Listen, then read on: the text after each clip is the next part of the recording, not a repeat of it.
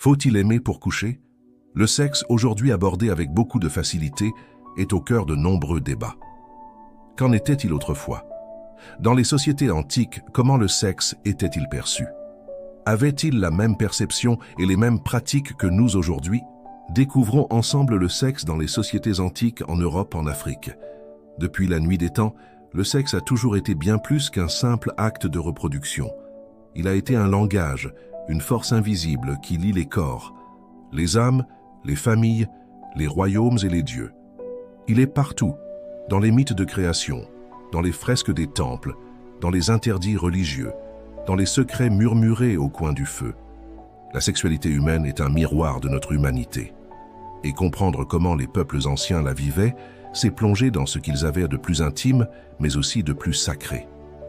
En Europe, comme en Afrique, les civilisations antiques avaient chacune une conception singulière de la sexualité. Aucune n'était primitivement pudique, comme certains clichés modernes voudraient le faire croire. Au contraire, la chair, le plaisir, la procréation, le désir étaient encadrés, ritualisés, enseignés, célébrés ou redoutés. Et parfois, ce qui était interdit dans une culture était vénéré dans une autre. C'est cette complexité que nous allons explorer. Commençons notre voyage sur les rives de la Méditerranée, là où les statues de marbre racontent autant d'histoires que les livres. Dans la Grèce antique, la sexualité n'était pas cachée. Elle était visible, sur les murs, dans les poèmes, dans les conversations publiques. Elle faisait partie de l'éducation d'un citoyen, au même titre que la rhétorique ou la guerre. Le sexe était considéré comme une force naturelle, divine et essentielle à l'équilibre de la cité. Les dieux eux-mêmes étaient les premiers modèles.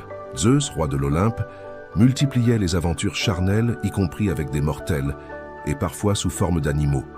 Il se transformait en taureau, en cygne, en pluie d'or, pour atteindre l'objet de ses désirs. Ces récits n'étaient pas seulement des mythes. Ils reflétaient une vision du monde où le divin et l'érotique se confondaient. L'amour entre hommes, en particulier entre un adulte et un jeune garçon, était intégré dans un cadre éducatif précis. Ce n'était pas vu comme une transgression, mais comme une étape dans la formation morale et civique de l'adolescent. Ce lien s'appelait la pédérastie.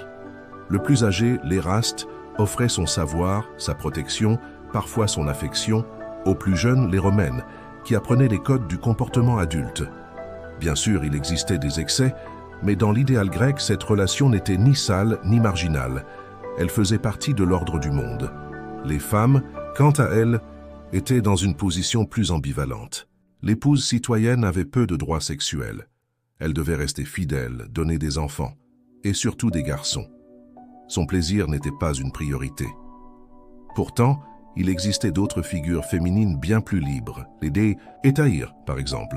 Ces courtisanes éduquées, cultivées, parfois influentes, qui participaient aux banquets et aux discussions philosophiques. Elles n'étaient pas des prostituées au sens moderne, mais des femmes à part, à la frontière du monde féminin et masculin.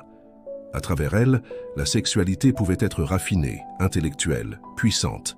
Elles connaissaient les poèmes d'Homère, jouèrent de la musique, et séduisaient les hommes d'État autant par leur esprit que par leur corps.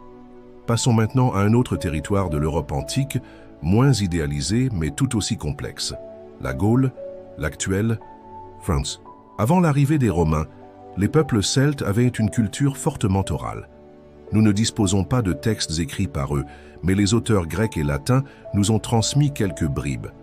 Selon eux, les femmes gauloises avaient plus de liberté que leurs homologues romaines. Certaines pouvaient choisir leurs amants, divorcer ou même participer aux décisions politiques. Les chroniqueurs romains, très moralisateurs, étaient souvent choqués par ce qu'ils décrivaient comme une liberté sexuelle débordante. Les rituels celtes liés à la fécondité, comme les fêtes de Beltane, pouvaient inclure des unions sexuelles collectives symbolisant la fertilité de la terre. Le sexe n'était pas honteux, mais inscrit dans un cycle cosmique et agricole. Les prêtres druides jouaient un rôle dans l'encadrement de ces rites. Puis Rome est arrivée, imposant ses lois, sa morale, ses temples, ses bordels. La sexualité devient plus réglementée, plus masculine aussi. Les femmes perdent une partie de leur autonomie. Les termes romains, lieux publics de détente et de sensualité, deviennent les nouveaux espaces d'érotisme discret, voire de libertinage organisé. la sexualité ne disparaît pas, elle change de forme, elle se politise. Quittons maintenant l'Europe pour descendre le Nil vers une civilisation millénaire à la fois mystique et sensuelle, l'Égypte ancienne. Là-bas, le sexe n'est pas un simple plaisir terrestre, il est au cœur même de la création divine. Selon la mythologie, le dieu Atum aurait donné naissance au monde en se masturbant. De son sperme seraient issus les premiers éléments, les premières divinités. Plus tard, Isis et Osiris, couple sacré, incarneront l'amour, la fidélité, la renaissance après la mort. Lorsque Seth tue Osiris, Isis reconstitue son corps pièce par pièce, sauf le pénis qu'elle ne retrouve pas. Elle le recrée par magie, s'unit à lui et donne naissance à Horus. Ce récit n'est pas une anecdote, c'est la fondation même du pouvoir royal. En Égypte, la sexualité était donc cosmique. Les hommes et les femmes n'avaient pas honte de leur corps. Les représentations de couples enlacés, de femmes nues, de scènes érotiques étaient courantes. Les papyrus médicaux expliquaient les cycles menstruels, la conception, les positions sexuelles recommandées pour avoir des enfants en bonne santé. Des méthodes de contraception existaient à base de miel, de crocodiles séchés ou de plantes locales. Le plaisir féminin était reconnu. Certaines chansons populaires évoquaient le désir des femmes, leurs attentes, leurs plaisirs. Il existait même des papyrus érotiques, comme celui de Turin, illustrant des scènes crues, parfois drôles, parfois absurdes. La prostitution, en Égypte, n'était pas illégale. Dans certains temples, elle faisait même partie des rites sacrés. Les femmes choisies comme prêtresses pouvaient avoir des relations avec les pèlerins dans un cadre religieux. Le sexe, là encore, n'était pas honteux. Il était offrande, échange, participation à l'ordre cosmique. Plus au sud, dans l'Afrique noire précoloniale, d'autres civilisations ont développé des visions du sexe tout aussi riches et singulières. Prenons l'exemple des Dogons, du Mali. Chez ce peuple, la sexualité est liée à la cosmogonie. Le monde est né d'une union ratée entre les premiers jumeaux célestes.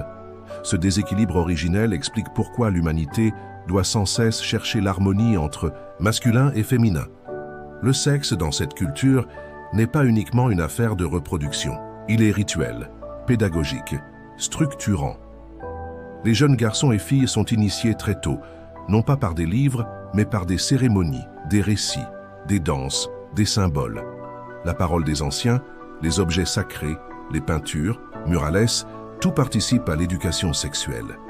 Il ne s'agit pas seulement d'apprendre des gestes, mais de comprendre une logique, un ordre du monde.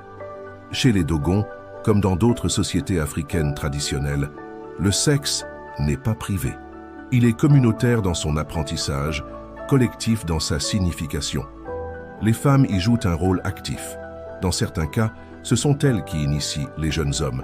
Le plaisir féminin n'est pas ignoré. Il est même parfois considéré comme nécessaire à l'équilibre de l'homme. Certaines sociétés admettent des unions libres avant le mariage, des relations polyandres ou polyamoureuses, dans des cadres rituels précis. Si l'on compare toutes ces civilisations, on voit à quel point les perceptions du sexe sont diverses. En Grèce, il est philosophie et beauté. En Gaule, il est terre et tribu. En Égypte, il est divin et médical. En Afrique noire, il est cosmique et communautaire. Le plaisir, la procréation, le désir, l'interdit, le sacré, tout cela varie selon les lieux, les époques, les peuples. Aucune culture n'est universelle. Aucune sexualité n'est naturelle. Tout est construit, codé, transmis. Et peut-être que ce que nous appelons aujourd'hui révolution sexuelle, certains l'avaient déjà expérimenté il y a 3000 ans. Peut-être que ce que nous croyons être des progrès, d'autres, l'avaient déjà compris autrement. Ce n'est pas une nostalgie du passé, c'est une invitation à questionner notre regard, à sortir de nos certitudes, à écouter les murmures des ancêtres. Car dans ces anciens récits, dans ces gestes oubliés, dans ces corps peints sur les murs, il y a peut-être encore des vérités à retrouver. Des vérités sur le désir, sur l'harmonie et sur nous-mêmes. Il faut juste retenir que le sexe, le désir, la passion, le plaisir charnel n'ont rien à voir avec les époques. Les personnes qui ont vécu avant nous étaient tout aussi passionnées que nous. Les époques et les pratiques sont peut-être différentes. Le sexe a évolué dans sa façon d'être pratiqué. Cette pratique diffère également en fonction des continents, des âges, des cultures, Mais le désir et la passion restent nés, même pour tous. Si tu as aimé ce sujet sur la sexualité des gens dans l'Antiquité, n'oublie pas de liker et de t'abonner pour recevoir des informations sur les histoires anciennes.